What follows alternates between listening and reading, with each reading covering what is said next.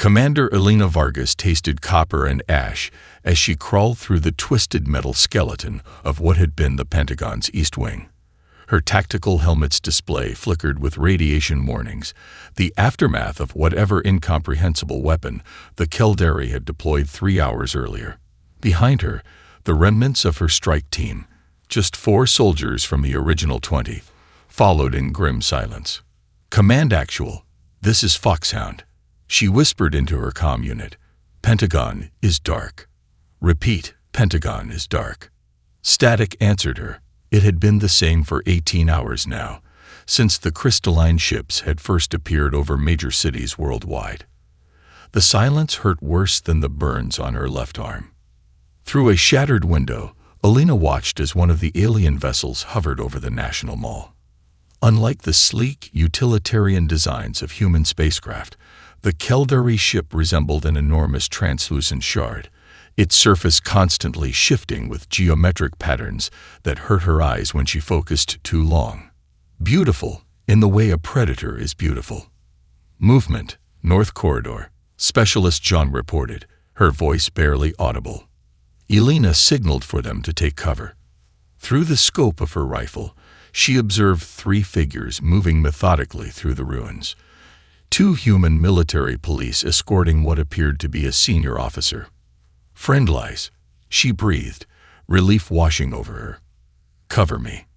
She approached cautiously, hands visible. "General Matheson." "Sir, it's Commander Vargas, 5th Special Reconnaissance." The general's head turned toward her voice, but even before he stepped into the shaft of dusty light, Elena knew something was wrong. His movements were too precise, too mechanical. When the light hit his face, she saw his eyes, clouded with a crystalline film, the same iridescent quality as the alien ships. "Compromised," she shouted, diving for cover as the MPs raised their weapons. Gunfire erupted, echoing through the hollowed structure. Zhang went down first, a burst catching her in the chest. Corporal Diaz managed to neutralize one MP before the second shot him through the throat. Elena rolled behind a fallen support beam, returning fire as the general watched impassively, head tilted at an unnatural angle. Her last bullet caught the remaining MP between the eyes. As he fell, the general simply turned and began walking away with that same mechanical gait. "What did they do to you?" Elena whispered, but couldn't bring herself to shoot him in the back. She checked Zhang and Diaz, both gone. Only Private Rodriguez remained, bleeding from a graze across his temple. "They're turning our own against us," Rodriguez gasped, applying pressure to his wound, "using them like puppets." Elena forced down her horror and helped Rodriguez to his feet. "We need to reach the bunker beneath Raven Rock. There's supposedly a counter-offensive being coordinated from there." They navigated the labyrinthine ruins, avoiding 3 more patrols of compromised personnel. Every government building they passed told the same story: systematic infiltration rather than destruction. The Caldari weren't just invading, they were subsuming. As they approached the perimeter, a crystalline patrol unit materialized from behind a toppled monument. Before Elena could react, 3 luminous tendrils shot from the alien, wrapping around Rodriguez and lifting him 6 feet into the air. Elena raised her sidearm, knowing it was useless against the Caldari's living crystal armor. Rodriguez's face contorted in pain as the tendrils tightened. Then something changed. His eyes widened, not with fear, but with sudden comprehension. A sound like breaking glass filled the air as veins of blue energy spread across his skin. "Commander," he gasped, "I can feel it." Waking up. The Caldari creature emitted a high-frequency tone, perhaps alarm, as Rodriguez's body began to glow from within. Then, impossibly, the alien's crystalline form fractured along jagged lines, splintering into thousands of glittering shards that rained down on the rubble-strewn ground. Rodriguez collapsed, convulsing. Elena rushed to him, cradling his head as blood trickled from his ears and nose. "What happened? What did you do?" she demanded. His eyes, now rimmed with the same blue energy that had coursed through him, focused on her one final time. "Something inside us, always been there," he whispered. They woke it up. As the light faded from his eyes, Alina heard the distinctive hum of more Keldari approaching. She took Rodriguez's dog tags and ran, his final words echoing in her mind like a prophecy. Humanity wasn't defenseless after all. They just didn't know their own strength yet. Dr. Marcus Chen hadn't seen natural sunlight in 17 days. The fluorescent bulbs of the underground laboratory cast harsh shadows across his workstation, where Rodriguez's brain tissue samples lay under the electron microscope. His eyes burned from exhaustion, but he couldn't stop now. "Remarkable," he murmured, adjusting the calibration. "The neurological restructuring is like nothing in medical literature." The makeshift lab had been a no-ready backup facility before the invasion, buried 400 feet beneath Colorado's granite mountains. Now it served as both refuge and research center for the scattered resistance. Marcus zoomed in on the sample. Rodriguez's neurons had developed crystalline structures mirroring Keldari physiology, yet fundamentally human in organization. An adaptation, not an infection. The heavy blast door hissed open. Commander Vargas entered, followed by 2 soldiers escorting a handcuffed civilian whose face was bruised and swollen. "We found another one," Alina said without preamble. "Highway patrol officer. Took out 3 Keldari by causing their transport to malfunction. Couldn't explain how." The man looked terrified. "I just wanted them to stop. I was thinking about how much I hated their vehicle, and then it just exploded." Marcus approached slowly. "I'm Dr. Chen. I'm here to help you understand what's happening." "Am I going to die like the others?" the man asked, eyes darting to the row of sheet-covered bodies along the wall. Marcus exchanged glances with Alina. The first 5 subjects had suffered cerebral hemorrhages during testing. Each death weighed on him, but each also provided crucial data. "Not if I can help it," Marcus replied, gesturing to the examination table. "What's your name?" "James Kavanaugh." While preparing James for neural imaging, Marcus briefed Alina on his findings. "I've identified the mechanism. There's a dormant neural structure connecting the amygdala to the pineal gland, what I'm calling the Lazarus cortex. It's present in every human brain, but typically inactive." "What triggers it?" Alina asked. "Extreme emotional stress combined with Keldari proximity. Their crystalline biology emits specific electromagnetic frequencies that stimulate the dormant pathways.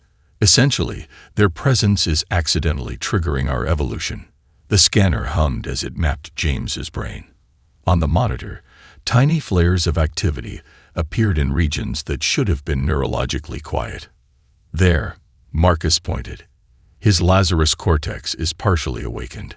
With each activation, the neural pathways strengthen." "Can we trigger it intentionally?" Alina asked, lowering her voice. "Without waiting for random encounters?" Marcus hesitated. "Theoretically, but the process would require inducing severe trauma under controlled conditions while simulating Keldari electromagnetic output. It would be excruciating, possibly fatal."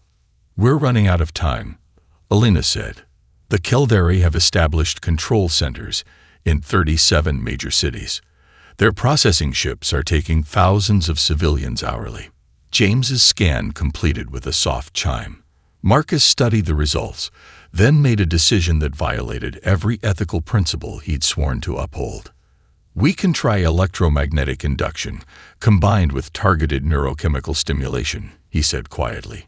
"But we'd need a volunteer willing to undergo what would amount to torture." Alina rolled up her sleeve, revealing the tactical officer's insignia tattooed on her forearm. "You're looking at her." "Alina, the risk is necessary," she finished. "I saw what Rodriguez did. If there's even a chance we can replicate it, control it, teach others." Marcus recognized the resolve in her eyes. The same look he'd seen in his wife's face before she'd left to treat wounded at a trade center, before the Keldari had taken it, with everyone inside. He turned to his workstation and began preparing the neural stimulator. We'll need to access your most traumatic memories to activate the amygdala. The pain will be substantial. Pain I can handle, Elena said, strapping herself into the modified medical chair. Just promise me something. Marcus paused, electrodes in hand. What? If this works, if I change like Rodriguez did, and I lose control, don't hesitate to terminate me. He nodded grimly, attaching sensors to her temples. Ready? Elena closed her eyes. Do it. Marcus activated the sequence, and Elena's back arched as the first wave of stimulation hit her nervous system. Her screams echoed against the concrete walls as humanity's desperate countermeasure began to take shape. Elena moved like a ghost through Denver's underground maintenance tunnels, her footsteps soundless despite the shallow water covering the concrete floor. 2 months had passed since her awakening, her body now host to abilities that still sometimes frightened her. The Caldari sensors that blanketed the city streets couldn't detect her, not because of stealth technology, but because she had learned to bend light and sound around herself through sheer will. Junction clear, she subvocalized, the words traveling through the psionic link to her team without needing radio signals that could be intercepted. Acknowledged, came Lai Ming's response in her mind. The Chinese physicist was stationed 3 miles east, her awakened ability allowing her to manipulate electrical systems with surgical precision. Security grid in Sector 4 temporarily looped. You have 8 minutes. Elena pressed her palm against the access tunnel wall, sensing the vibrations from the Caldari processing facility above.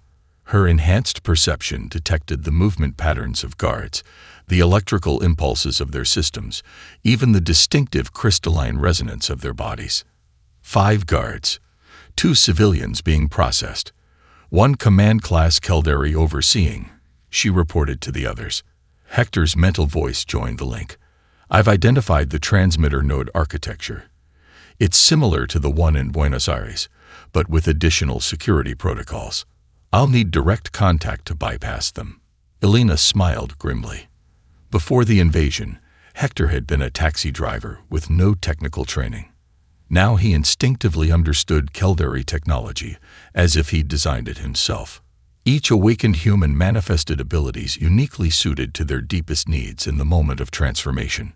She reached the access point and placed the device Marcus had created against the ceiling, a hybrid of human electronics and reverse-engineered Caldari components. It adhered silently, then began to pulse with soft blue light. Initiating synchronized breach in 30 seconds, came Amara's mental command from her position at the facility's eastern approach. The Nigerian ex-soldier's combat precognition had saved their team countless times, her mind able to calculate threat trajectories seconds before they occurred. As Elena prepared to ascend, a sudden psychic scream blasted through their mental network with such force that she stumbled, clutching her temples. Images flooded her consciousness. A teenage girl, convulsing in their hidden base as Marcus tried to stabilize her. An unplanned awakening, violent and chaotic. Central, what's happening? Elena demanded, fighting to maintain her focus as the girl's terror and pain bled through their shared connection. Marcus's strained voice replied, spontaneous awakening. Sierra's abilities are different. She's tapping directly into Caldari sensory networks, seeing through their eyes. Abort mission, Elena commanded instantly. All teams withdraw. Wait, Marcus interjected. Sierra's stabilizing. She's seeing something critical. The Caldari command ship. It's transmitting new orders planet-wide. Through the fragmented images Sierra was broadcasting, Elena watched in horror as Caldari ships repositioned into a precise geometric pattern around Earth's atmosphere. Massive crystalline structures extended from their hulls, forming a network that entirely encircled the planet. What are we seeing, Marcus? She demanded. The scientist's mental voice was tight with fear. It's not an occupation force. It's an extermination grid. They're not here to conquer us. They're preparing to cleanse the planet entirely. Sierra's unexpectedly powerful consciousness pushed a final image into their shared awareness. A Caldari command interface displaying a countdown. 4 months, Marcus translated. That's how long we have before they activate the planetary sterilization protocol. Elena's mind raced through calculations, factoring their current awakened numbers against Keldari forces. The math was merciless. New objective, she declared to the network. Return to base immediately. We need to accelerate the awakening program.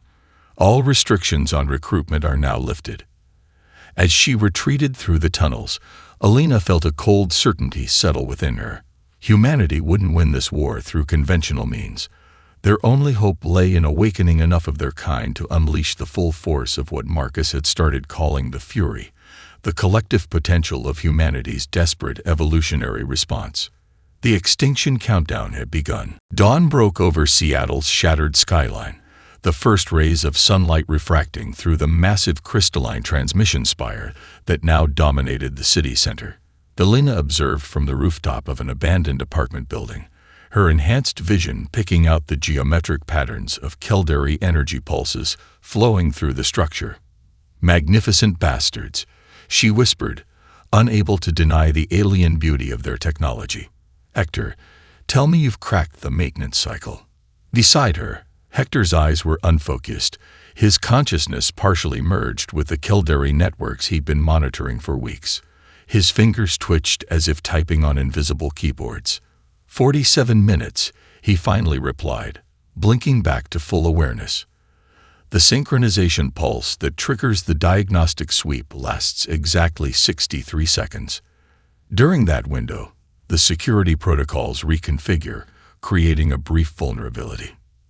Elena nodded. That's our window. Once inside, how long to upload Marcus' program? 30 seconds if I'm directly connected to a primary junction node. Below them, the city was waking up. Human collaborators, some willingly serving the invaders, others with the telltale crystalline film over their eyes indicating neural hijacking, began their daily routines of maintaining Keldari infrastructure. Movement in the tunnel system, came Amara's voice through their psionic link. The former Nigerian Special Forces operator was positioned in the sewers with the main strike team. Keldari Patrol, 2 Crystal class and 4 controlled humans. Elena reached out with her mind, brushing against the approaching Keldari. Unlike human minds, which felt like swirling galaxies of emotion and thought, Keldari consciousness resembled rigid crystalline lattices, beautiful in their complexity, but utterly alien. They're sweeping for resistance activity, she reported. Standard patrol. Hold positions. The team froze as the patrol passed directly beneath their entry point. One of the controlled humans paused, looking up, as if sensing something. For a terrible moment, Elena feared their psionic shielding had failed. He's awakening. Sierra's voice suddenly cut through their link, the teenager monitoring from their secure base. The human guard, his Lazarus cortex is activating spontaneously. Elena immediately understood the danger. If the man awakened while still under Keldari control, the resulting psionic discharge could alert every enemy within miles. Making an instant decision, she dropped her light-bending camouflage and leaped from the rooftop, using her telekinetic ability to slow her descent. She landed behind the patrol, focusing her mind on the awakening guard. Sleep, she commanded, pressing her will against his consciousness. The man's eyes widened in recognition, not of Elena, but of his own emerging freedom, before he collapsed. The Keldari turned, their crystalline forms pulsing with alarm frequencies. Before they could react, Amara burst from a maintenance hatch, her precognitive ability allowing her to target the precise weak points in the Keldari forms. Her modified weapon, harvested from a fallen alien and adapted by Hector, fired concentrated electromagnetic pulses that shattered the first crystal class into glittering fragments. The second Keldari unleashed energy tendrils that whipped toward Amara with impossible speed. Elena thrust out her hand, creating a telekinetic shield that deflected the attack into the wall, melting concrete on impact. We've lost the element of surprise, Elena broadcast to the team. Execute emergency protocol. Primary objective remains unchanged. The remainder of their strike force emerged from hiding places throughout the block, engaging the patrol with coordinated precision. Elena knelt beside the unconscious guard, placing her hand on his forehead. "I'm sorry," she whispered, then reached into his mind with her own, temporarily suppressing his awakening process to prevent a catastrophic psionic eruption. Hector appeared at her side. "The maintenance cycle begins in 6 minutes. We need to move." Elena nodded, making another difficult decision. "Take 2 operators and proceed to the spire. I'll create a diversion to draw their security forces." "That's not the plan," Hector objected. "Your ability to interface with the program is secondary to ensuring you reach the core." She cut him off. "We adapt or we die, Hector." As their team split, Elena centered herself, gathering the psionic energy she'd been carefully rationing. What she was about to attempt, she'd only managed in controlled conditions, with Marcus monitoring her vital signs. Drawing a deep breath, she released her hold on the power within her. Blue energy cascaded across her skin as she rose several inches off the ground, the air around her shimmering with telekinetic force. "Come and get me," she whispered, then unleashed a psionic blast that shattered every window within a half-mile radius. The clock was ticking.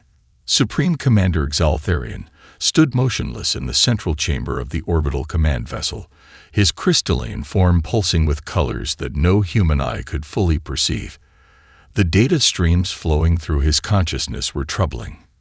Conquest algorithms that had functioned flawlessly across 12 star systems were failing on this unremarkable blue planet.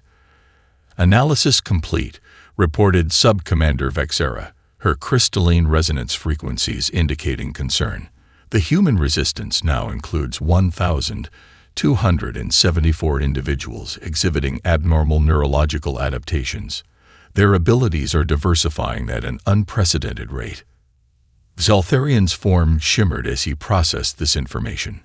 "The sterilization timeline must be accelerated. Deploy the hunter units." Deep within the ship's production chambers, specialized Keldari warriors began to form. Unlike the standard crystal-class troops, hunters were grown with specific adaptations: neural dampening fields to suppress human psionic abilities, phase-shifting capabilities to move through solid matter, and enhanced tracking systems calibrated to detect the unique energy signatures of awakened humans. 3 days later, Elena huddled with the remnants of her team in an abandoned subway station beneath Chicago. The hunter units had struck without warning, bypassing their security measures as if they didn't exist. 6 safe houses destroyed in as many hours. Dozens of awakened humans captured or killed. "They've adapted to us," Liming said, her voice hollow with exhaustion. The Chinese physicist had barely escaped when their Denver headquarters was compromised. "The hunters can somehow track our psionic signatures." Elena studied the digital map displaying their network status. Red indicators outnumbered green by a margin that tightened her chest with dread. "Sierra, any contact from Marcus?" she asked the teenager, who sat cross-legged in the corner, her consciousness extended through their psionic network. Sierra's physical eyes remained closed, but tears leaked from beneath her eyelids. "Nothing since the research facility was hit. But there's something else." She hesitated. "I can feel him. Differently. Like he's everywhere and nowhere." A cold sensation spread through Elena's stomach. Marcus had been developing a theory about consciousness transference, the idea that an awakened human's mind might survive the death of their physical body by merging into the psionic network. "Keep trying," she instructed, not ready to accept the implications. An alarm blared through their makeshift command center. Amara burst through the door, her combat suit scorched and torn. "Hunters," she gasped. 3 units, converging from different tunnels. "They found us." Elena made an instant decision. Evacuation protocol. Split into assigned teams. Rendezvous at Contingency Point Echo. As her people scrambled to gather essential equipment, Elena felt a sudden, searing pain in her mind. She staggered, clutching her head as images flooded her consciousness. Marcus, strapped to an examination table aboard a Kildare research vessel, crystalline instruments penetrating his skull as aliens methodically dissected his living brain. "Delina." Hector caught her as she fell to her knees. "It's Marcus," she whispered. "He's still alive." There. Words failed her as another wave of agony washed through their connection. Then, abruptly, the pain transformed.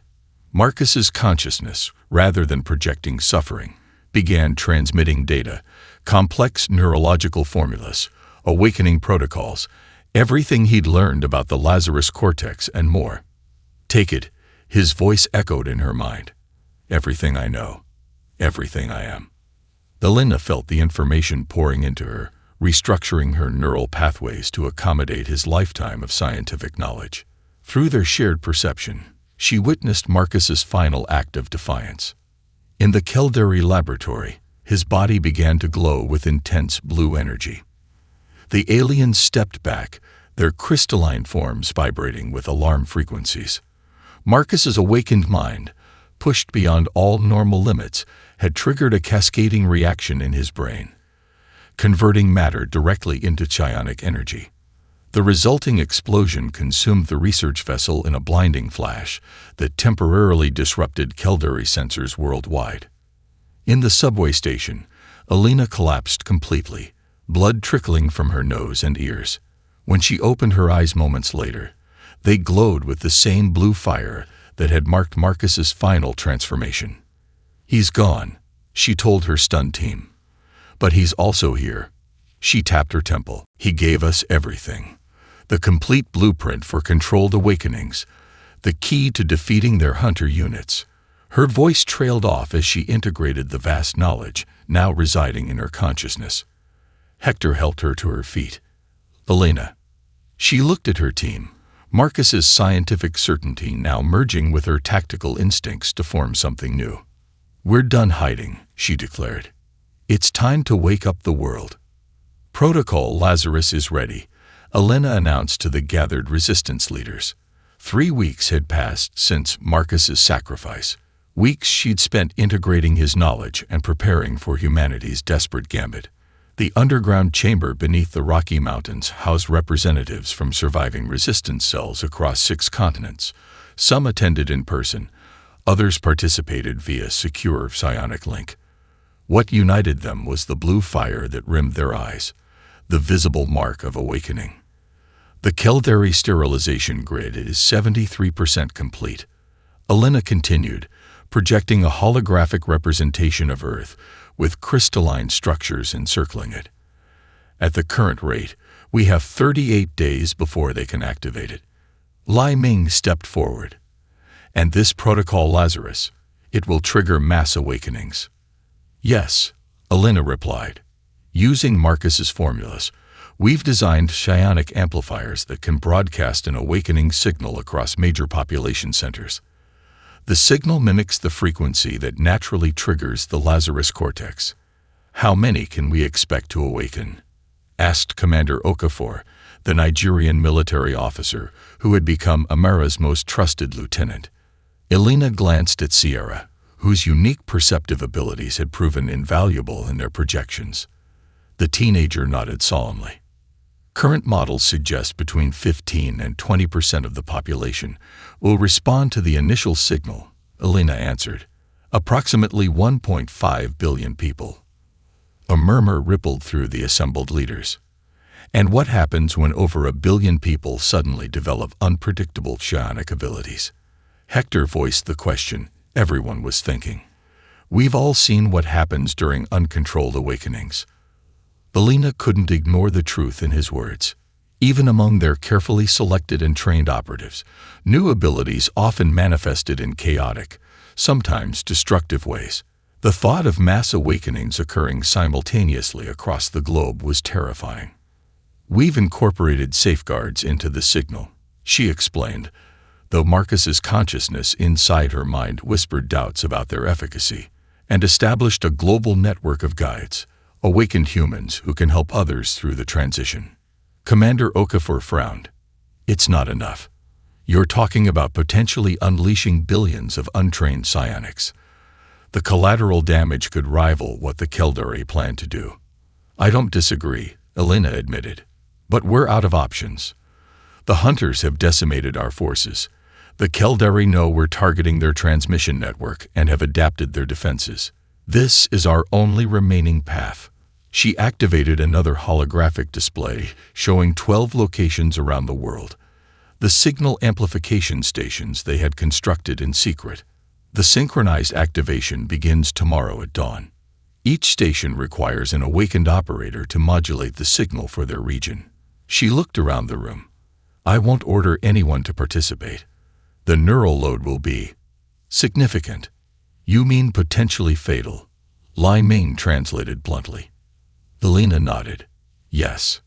Without hesitation, 12 hands raised, volunteers willing to sacrifice themselves for the chance to save humanity. Elena had expected nothing less, but the sight still tightened her throat with emotion. As the meeting concluded and the operators received their final briefings, Hector approached Elena privately.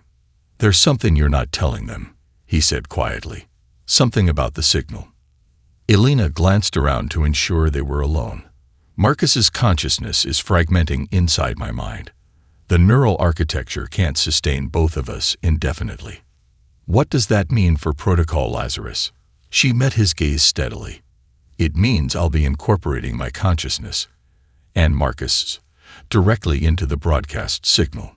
Will serve as a template, a guide for the newly awakened minds. Understanding dawned on Hector's face.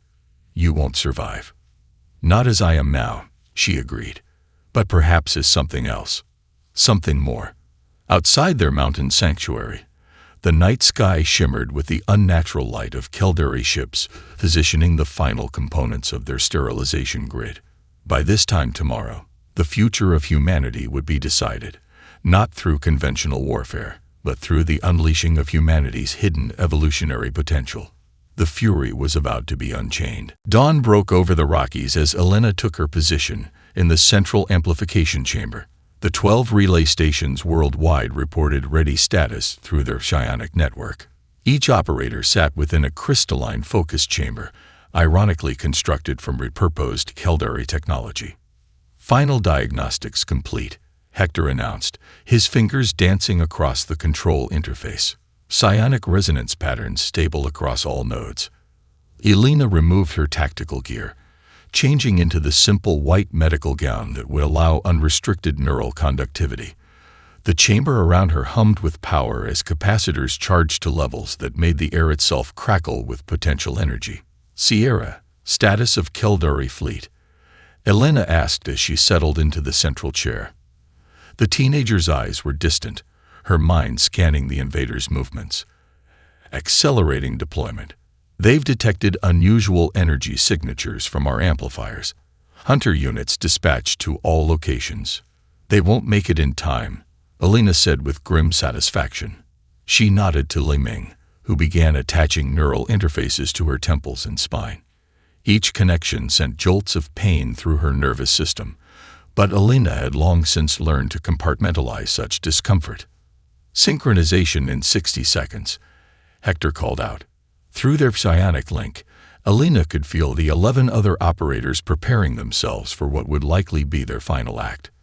Li Ming paused before connecting the final interface. Elena, she began, then stopped, emotions overwhelming her usually analytical demeanor. Elena reached up to squeeze her hand. I know. Tell them I know. As the final connection locked into place, Elena's consciousness expanded beyond her physical form. She could perceive each of the relay stations, feel the unique signature of each operator's mind. Beyond them, she sensed the billions of dormant Lazarus cortices in humans worldwide, neural structures waiting for the signal that would forever change their species. Broadcast commencing in 3, 2, 1. Hector's voice seemed to come from very far away.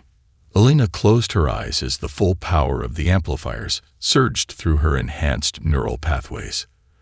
The pain was beyond description. Every cell in her body felt like it was simultaneously freezing and burning. Through their shared connection, she felt the other operators experiencing the same agony. Integration, whispered Marcus's consciousness from within her mind. "Allow me to guide the pattern." Elena surrendered control, letting Marcus's scientific precision direct the psionic energy. Their merged consciousness formed the template for the awakening signal, a complex pattern of neurological stimulation that raced outward at the speed of thought. In cities under Caldera control, humans suddenly stopped, eyes widening as the signal reached them. Some collapsed, bodies unprepared for the neurological restructuring. Others screamed as dormant abilities manifested in chaotic bursts of energy. But most stood transfixed, the blue fire of awakening spreading through their eyes as the Lazarus cortex activated. In orbit, Saltharian detected the rapidly expanding psionic wave. "Impossible," the Supreme Commander broadcast to the fleet. "Accelerate sterilization protocol. Deploy all weapons immediately." Caldera ships broke formation, descending into the atmosphere to neutralize the amplification stations, but they encountered something unprecedented. A global psionic shield forming spontaneously as newly awakened humans instinctively joined their consciousness with the resistance network. In the central chamber, Elena's body convulsed as she channeled power far beyond what any single human was meant to contain. Blood vessels ruptured beneath her skin, creating intricate patterns like crimson lightning. Yet her mind expanded further, incorporating millions of awakening consciousnesses into an organized pattern.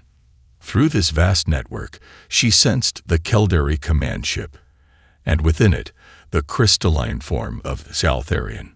With Marcus's scientific knowledge guiding her, Elena extended her awareness directly into the Supreme Commander's consciousness. What followed was not a battle of weapons, but of realities.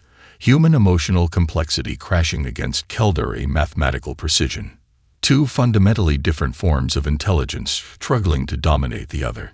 "You cannot comprehend us." Saltharian's thought patterns resonated. "Your species is chaos, disorder, unpredictability." Elena's response flowed through the connection, carrying with it the full spectrum of human experience: love and hatred, courage and fear, hope and despair.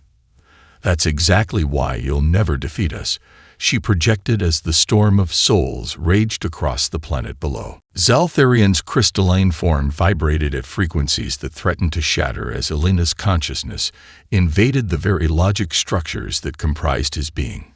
Never in 12,000 years of conquest had the Supreme Commander experienced anything like this assault. Not a physical attack, but the introduction of chaos into perfect order. "Your emotional nature is your weakness," Saltharian projected, attempting to reorganize his thought patterns. "It makes you unpredictable, irrational." Elena pushed deeper, drawing on Marcus's scientific understanding of Caldera neural architecture. "Then why are you losing?" She forced the alien commander to experience Earth's violent history, not as data points, but as lived reality.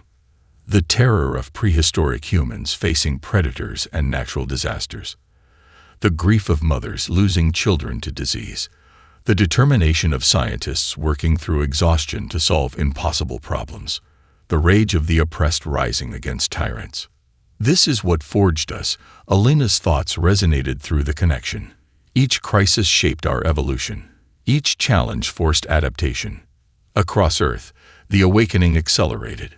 In Tokyo, a businessman whose family had died in the initial invasion manifested the ability to perceive structural weaknesses in Caldera technology, guiding others to disable their control dome.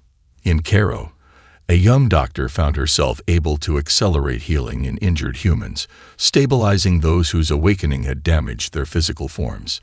In Sao Paulo, children developed collective consciousness, intuitively coordinating defensive measures against Caldera ground forces.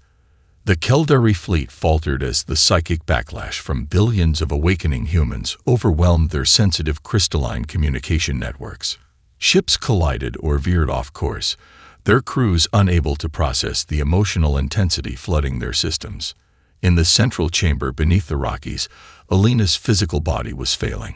Internal hemorrhaging turned her skin translucent, veins glowing with blue energy that seemed to consume her from within. Yet her consciousness expanded further, incorporating more of the nascent global network with each passing second. You sought to eliminate what you feared, she projected to Xaltharian. But fear itself is what you never understood. With this final communication, Elena unleashed the full spectrum of human emotion into the Keldari commander's consciousness. Not just fear and anger, but love, compassion, hope, and wonder. Emotions the crystalline beings had evolved beyond, deeming them inefficient and destabilizing. Xaltharian's form began to fracture, perfect geometric patterns dissolving into chaotic configurations as his logical structures failed to integrate this emotional onslaught. Through their connection, Elena felt something unprecedented, the first stirring of true emotion in the alien commander's consciousness. What is this? Xaltharian's thoughts fragmented as his form destabilized further. Evolution, Elena answered simply. The command ship's systems cascaded into failure as Xaltharian lost cohesion. Emergency protocols activated throughout the Keldari fleet, severing connections to prevent the emotional contagion from spreading. Ships began to retreat from Earth orbit, abandoning the sterilization grid. In the amplification chamber, Elena's body gave out. Her heart stopped. Brain function ceased, yet her consciousness persisted, distributed now through the global network of awakened minds. Not as a singular entity, but as a template, a foundation upon which others could build. 3 months later, Hector stood atop the rebuilt United Nations headquarters in New York. Beside him, Sierra, now a young woman whose abilities had evolved to allow communication with both human and Keldari consciousness, observed the unusual gathering below. Representatives from every nation on Earth intermingled with the delegation from the remaining Keldari ships, those whose crews had been sufficiently transformed by contact with human consciousness to develop rudimentary emotions. No longer conquerors, they sought understanding of their new condition. Do you think she's still out there? Sierra asked quietly. Elena. Hector gazed upward at the evening sky, where the first stars were becoming visible. Not as we knew her, but in a way, she's in all of us now. Sierra nodded, then tensed suddenly, her eyes widening. Something's coming, she whispered. Something vast. Distant stars seemed to flicker as space itself distorted. A new presence approached Earth, neither human nor Keldari, but something that had observed their conflict with great interest. They're responding to the psionic signature of awakened humanity, Sierra explained, her perception extending beyond Earth's atmosphere. They'd been watching for millennia, waiting for a species to reach this stage of evolution. Hector felt a familiar presence brush against his mind. Not Elena exactly, but something that carried echoes of her determination and hope.